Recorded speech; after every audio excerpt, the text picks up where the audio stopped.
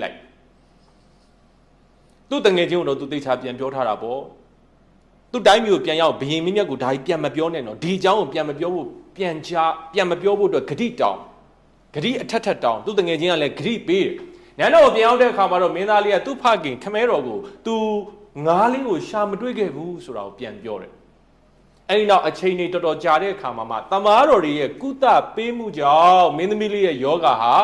ပျောက်ကင်းသွားပါတယ်ဒါပေမဲ့ဇလန်းဒီမှာမပြီးသေးဘူးခုနမင်းသားလေးနဲ့အတူပါလာတဲ့တငယ်ချင်းရဲ့တစ္ဆာဖောက်မှုကြောင့်ဘယင်ကြီးကအဲ့ဒီငါးလေးကိုတွေ့ရသားနဲ့မင်းသားလေးကပြန်လွတ်လိုက်တယ်ဆိုတာသိသွား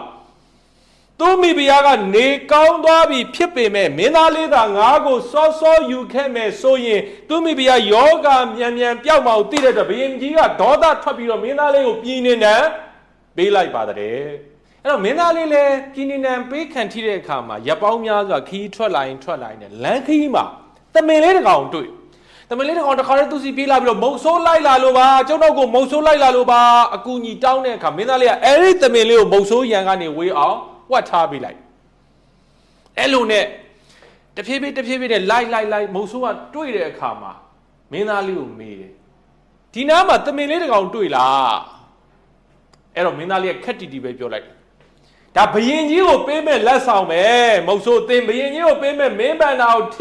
ထိကရဲသလားတင်တို့ထိရဲသလားအဲ့ဒါနဲ့မုံဆိုးလေဘလို့မှမတက်တာတော့ပဲနဲ့တမင်လေးကိုလွတ်ပေးလိုက်ရတယ်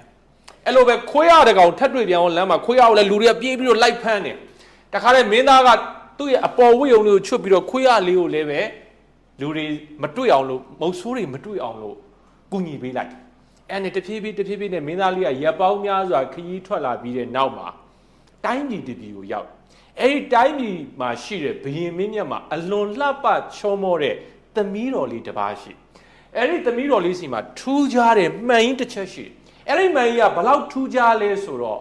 ပုံနေတဲ့သူကဘာမှဘယ်နေရာမှာပုံနေတဲ့သူပဲဖြစ်ဖြစ်အဲ့ဒီမှန်ကြီးကရှာပေးနိုင်အဲ့တော့မင်းသမီးလေးကသူနဲ့လက်ထက်ချင်တဲ့သူကသူရှာလို့မတွေ့တဲ့နေရာမှာပုံနိုင်တဲ့သူကိုပဲသူလက်ထက်မယ်ဆိုပြီးမင်းသမီးလေးကကြေညာထားတာအတိုင်းနဲ့အပြည်ပြည်ကဘယ်သူမှအဲ့ဒီမင်းသမီးလေးမတွေ့အောင်ပုံနိုင်တဲ့မင်းသားဆိုတာမပေါ်သေးဘူးဒါနဲ့မင်းသမီးလေးကချောပေမဲ့လည်းပဲအပြိုကြီးမင်းသမီးလေးဖြစ်နေရှာအဲ့တော့အခုမင်းသားလေးကတွေ့တဲ့အခါမှာမင်းသားလေးကလည်းယုံကြည်ချက်အပြည့်ပဲဘာဖြစ်လို့လဲမင်းသမီးလေးကိုတွေ့လိုက်တာနဲ့သူကမြင်ချင်းချစ်သွားတာချစ်သွားတဲ့အခါစိတ်ဝင်စားသွားတဲ့အခါကျောက်ကတော့သူရှာလို့မတွေ့နိုင်အောင်ပုံပဲလို့ကြေညာလိုက်တယ်ဟာတန်နိုင်ငံလုံးကစိတ်ဝင်စားသွားမင်းသမီးလေးကတော့မခွတ်တွေ့ကိုပြုံးတာပေါ့ကဲပုံအသိမင်းသားပုံမင်းသားလေးကလည်းယုံကြည်ချက်အပြည့်ပဲအဲ့တော့စိတ်ကောင်းရှိတဲ့သူတွေမှာ